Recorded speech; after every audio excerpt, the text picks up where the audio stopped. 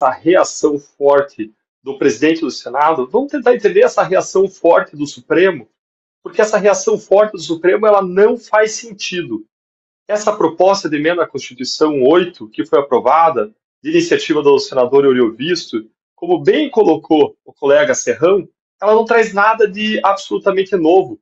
É um princípio que já está lá na Constituição, que é o princípio de que decisões que derrubam leis que foram aprovadas por todo o Congresso, leis que depois de serem aprovadas por todo o Congresso, são sancionadas pelo presidente, não podem ser derrubadas por uma pessoa, por um único ministro. No Supremo Tribunal Federal se entendia que só a maior parte, a maioria do Supremo poderia derrubar, mas se entendia também que o ministro sozinho poderia dar liminar. O que o Senado está fazendo é fazer uma interpretação da Constituição, deixar claro no texto constitucional que não é só a decisão definitiva, é também a decisão liminar, aquela provisória, aquela cautelar, que também tem que ser tomada por maioria de membros. É algo absolutamente razoável, não é nada que foge da Constituição, que fuja do razoável.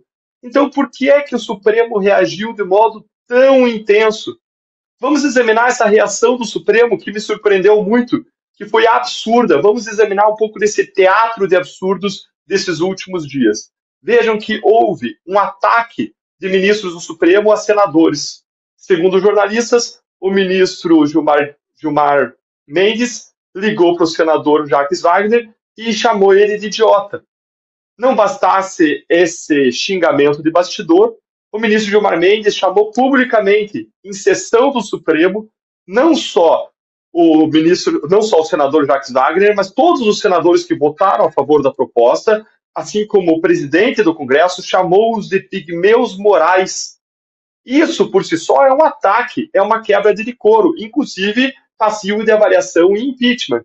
Agora, com que fundamento que ele vai partir para ataques e agressões pessoais? Algo que é claro que não é incomum do ministro Gilmar Mendes. Mas qual poderia ser o fundamento para ele estar chamando e xingando senadores e com eles xingando a sociedade brasileira, porque aqueles senadores representam a sociedade brasileira? Com que fundamento moral o ministro Gilmar Mendes estaria chamando os senadores e seus representados, que são representados por eles, de pigmeus morais? Bom, vieram outras declarações que podem explicar um pouco o que está na mente desses ministros.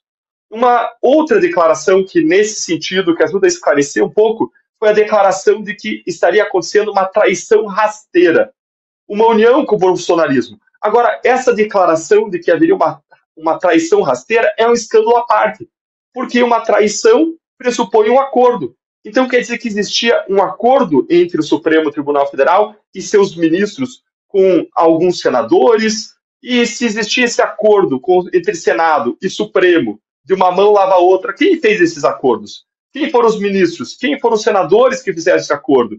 Qual o objeto desse acordo? E uma dica vem quando existe uma crítica por parte dos ministros, que veio à tona, de que estaria acontecendo uma união do Senado com o bolsonarismo. Peraí, então existia um acordo contra o bolsonarismo?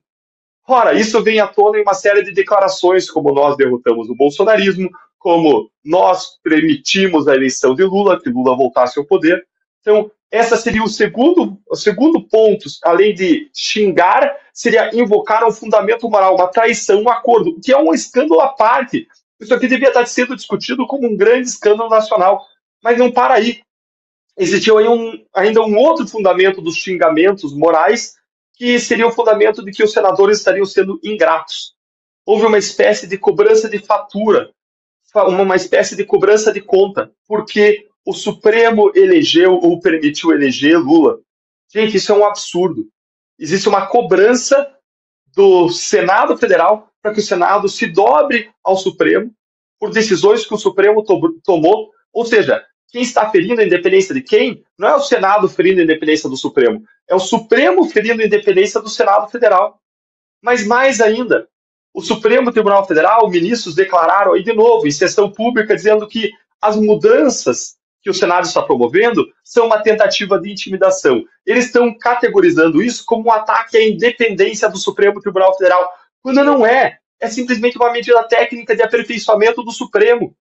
Eu acho que o Supremo tem que ter seus poderes contidos ainda mais, tem que ser reequilibrados os poderes, mas essa medida é tímida até, é pequena até para o que precisa ser feito.